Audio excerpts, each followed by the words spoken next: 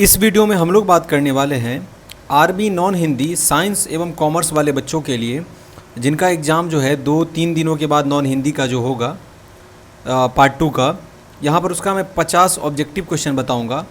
इसको बहुत ही ध्यान से देखिएगा, ये क्वेश्चन सब काफ़ी इम्पॉर्टेंट है और ऑब्जेक्टिव में जितना पॉसिबल हो सके उतना याद करने का कोशिश कीजिए, क्योंकि ऑब्जेक्टिव क्वेश्चन का कोई ठिकाना नहीं होता है कि कहाँ से क्या पूछ दे। इसलिए अधिक से अधिक प्रैक्टिस कीजिए और जितना क्वेश्चन मैं बता रहा हूँ और जितना मैंने सेट में अपलोड किया है वो भी जाके देखिए, बहुत हद तक हेल्प करेगा। और आप सिर्फ बोलोगे कि जितना मैं बता रहा हूँ उसमें से 100 का 100% पूछ दे, तो ऐसा इस बात का कोई गारंटी नहीं है। तो बहुत ही ध्यान से वीडियो को देखिएगा, मेरे हिसाब से हर एक क्वेश्चन इंपॉर्टेंट है। बाकी आप लोग 2020 से लेकर के 23 का पूरा क्वेश्चन 4 साल का कंप्लीट कर लेना, जो पूछा है यूनिवर्सिटी ने 4 सालों में प्रीवियस ईयर में। सबसे पहला क्वेश्चन यहाँ पर आरबी नॉन हिंदी का, ये देखिए कि त्रयी के रचनाकार हैं, तो जानकी वल्लभ शास्त्री, इसका डी ऑप्शन राइट होगा। आप लोगों का टेलीग्राम चैनल पे कमेंट आ रहा था कि नॉन हिंदी का अपलोड कीजिए, तो मैंने सोचा चलो 50 मार्क का नॉन हिंदी का भी अपलोड कर दिया जाए। अगर आप लोग का कमेंट आ रहा है तो उसी दिशा में काम करना स्टार्ट हो जाता है।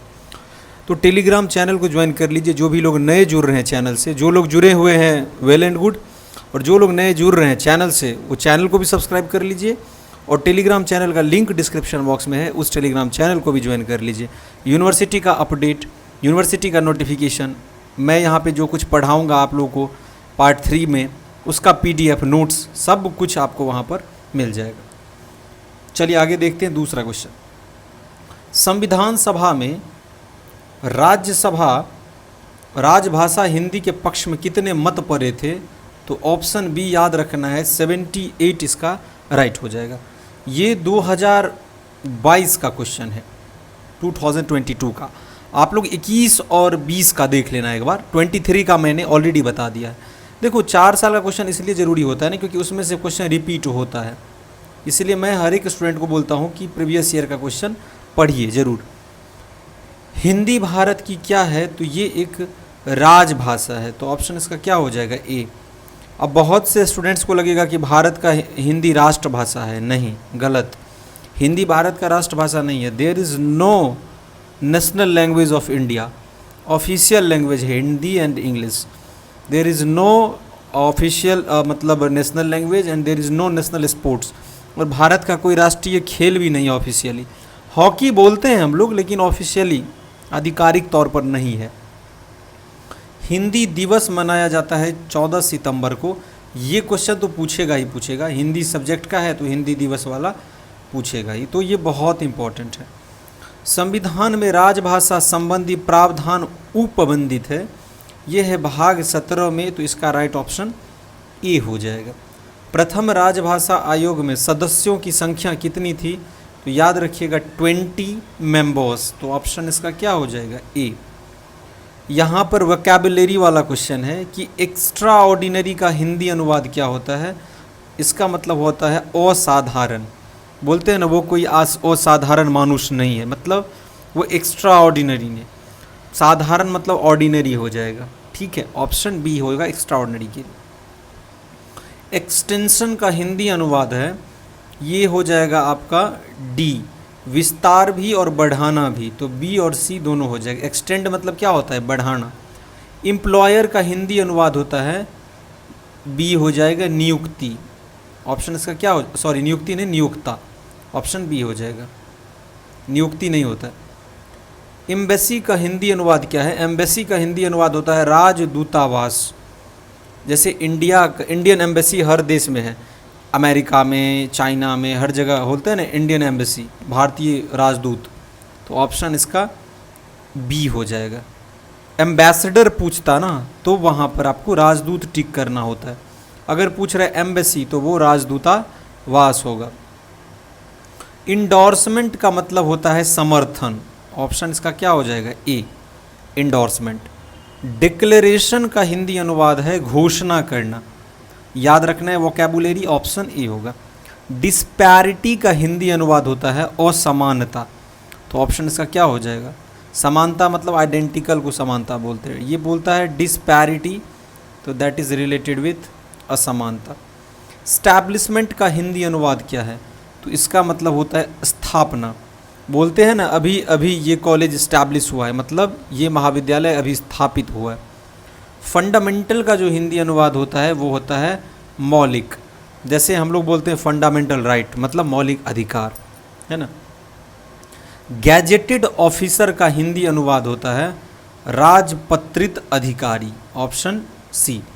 फाउंडेशन का हिंदी अनुवाद होता है स्थापना, तो ऑप्शन ए इसका हो जाएगा। अब यहाँ पे मुहावरे से क्वेश्चन आप लोगों का पूछा है।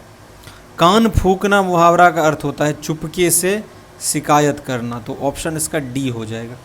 देखो यहाँ से रिपीट होगा, इसलिए मैं आप लोगों को अल्टरनेट ईयर प्रीवियस ईयर से क्वेश्चन बता रहा हूँ। गंगा नहाना का अर्थ होता है कठिन कार्य पूरा हो जाना, इसका मतलब आपने क्या किया, गंगा नहा लिया। खूब पसीना एक करना, खून पसीना मतलब कड़ी मेहनत करना, खून पसीना एक करना मतलब कड़ी मेहनत करना। चंडाल चौकरी मुहावरा का अर्थ क्या होता है, तो निकम्मे बदमाशों का समूह, ऑप्शन सी। गुर गोबर कर देना, इसका अर्थ होता है ए ऑप्शन, बना बनाया काम को बिगाड़ देना। थोड़ा कॉमन सेंस लगाओगे मुहावरे में क्वेश्चन बन जाएगा, बहुत ज़्यादा कठिनाई नहीं होता इस तरह के क्वेश्चंस में। अगर आप नहीं भी पढ़े हुए हो तो सिर्फ कॉमन सेंस के आधार पर आप प्रश्नों को वहाँ पर क्या कर सकते हो, सॉल्व कर सकते हो। टका सा जवाब देना, इसका अर्थ होता है उलझा कर रखना, ए ऑप्शन।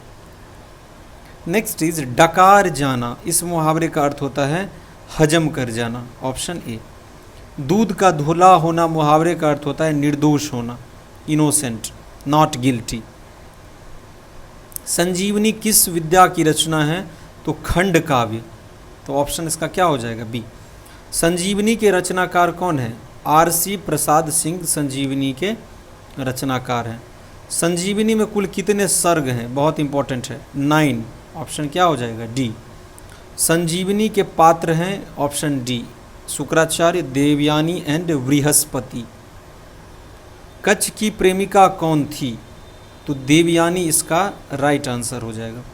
संजीवनी की कथा का आधार है देवासुर संग्राम, बी ऑप्शन सही होगा। देवयानी किसकी पुत्री थी, तो देवयानी पुत्री थी किसकी, शुक्राचार्य की। संजीवनी का उपयोग प्राचीन युग में किस क्षेत्र में किया जाता था, तो चिकित्सा के क्षेत्र में, तो ऑप्शन क्या हो जाएगा, सी। संजीवनी बूटी बोलते थे ना, जैसे लक्ष्मण जी के लिए हनुमान जी ने लेकर आए थे, मतलब पहाड़ उठा के, तो उस पर संजीवनी बूटी था उसमें, तो इसलिए संजीवनी चिकित्सा के क्षेत्र में होता है। संजीवनी में चित्रित है, तो कच्छ देवयानी प्रेम कथा, ए ऑप्शन सही हो जाएगा।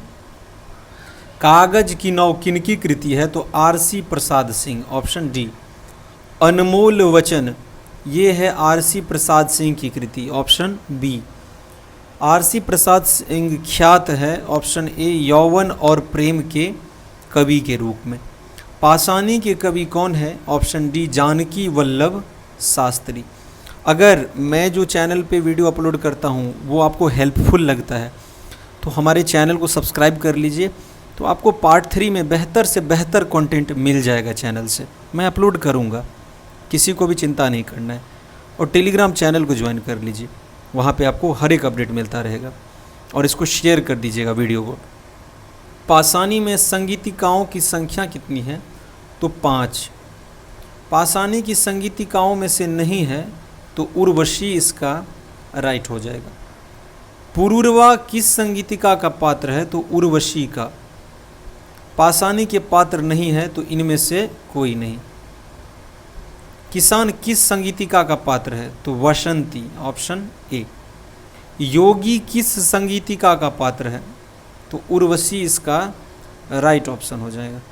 पतझड़ किस संगीतिका का पात्र है, तो वासंती का, ऑप्शन बी। पाषाणी किस विद्या की रचना है, तो ये है गीति नाट्य। मंजीर संगीता में दृश्यों की संख्या कितनी है, बताइए आप लोग कमेंट बॉक्स में आकर के, इसका राइट ऑप्शन। राजशेखर की कथा वस्तु से प्रेरित संगीतिका है, इसको भी बताइए। और ये मेनका उर्वशी रंभा पात्र है किसका, उर्वशी का। मेघ गीत किनकी कृति है, तो जानकी वल्लभ शास्त्री। कुछ क्वेश्चन मैं आपसे इसलिए पूछता हूँ कि मुझे पता नहीं है, आप लोग बताइए आकर के। मेनली मेरा 50 मार्क का कभी आपका जो है सो नॉन हिंदी था ही नहीं, मेरा 100 का था ग्रेजुएशन में भी। तो आप लोग के कहने पे मुझे पेपर अपलोड करना पड़ता है, सभी को देखना पड़ता है, तो सोचा मैंने कि इसको मैं अपलोड कर दूं। बाकी 1-2 वीडियो और आपका नॉन हिंदी पे आएगा, तब तक ये सारे प्रश्नों को तैयार कर लीजिए और प्रीवियस ईयर का क्वेश्चन भी जरूर पढ़िएगा, उसमें से भी क्वेश्चन मैच करेगा। और बाकी पूरा गेस्ट पेपर को पढ़ लीजिए, पढ़ने में क्या जाता है, एक बार नज़र दे दीजिएगा इधर से उधर, अभी टाइम है आपका 2 दिन, कंप्लीट हो जाएगा। वीडियो को अधिक से अधिक शेयर कीजिएगा और जो भी लोग चैनल से जुड़ रहे हैं सब्सक्राइब जरूर करके रखिएगा। हमारे साथ चैनल पर जुड़ने के लिए बहुत बहुत धन्यवाद।